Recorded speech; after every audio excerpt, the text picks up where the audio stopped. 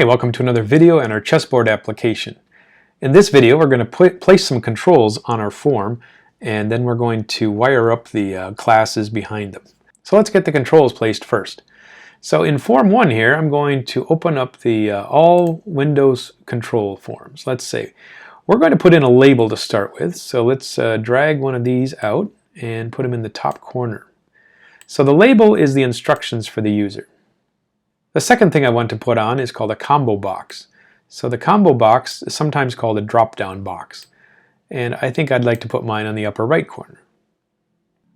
Now I want to place a square, a grid, where we can hold buttons. The control name for that is called a panel. So let's go to Panels here and drag one out.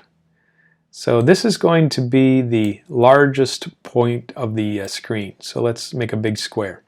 Now I'd like to specifically set some numbers here so that way we're consistent with your screen and mine.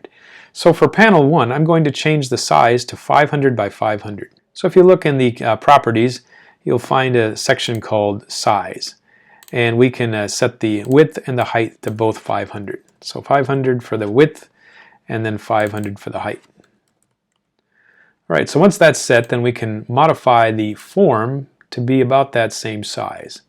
So it looks like I better drag my drop-down box over, change the form size to just big enough to hold it.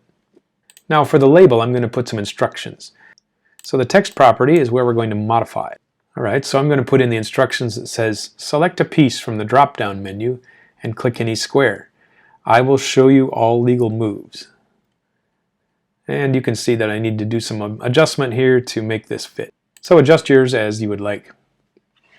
Alright, so now I want to put in the actual items in the drop-down menu. So let's go select the combo box 1. In the properties you'll find items, and it's called a collection. If I click the 3 buttons here, it will bring up a box that allows me to select what I want in the drop-down box. So I'm going to type in bishop, and then I'm going to put in rook, knight, and the others. Alright, I'll select OK. The last thing that should be noticeable is that the title for Form 1 is not listed, so you can change the text for Form 1.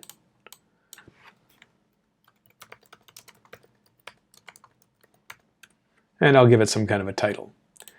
Alright, so in the next video we're going to actually create some buttons and place them into the panel, and then we'll create some events that will make those active.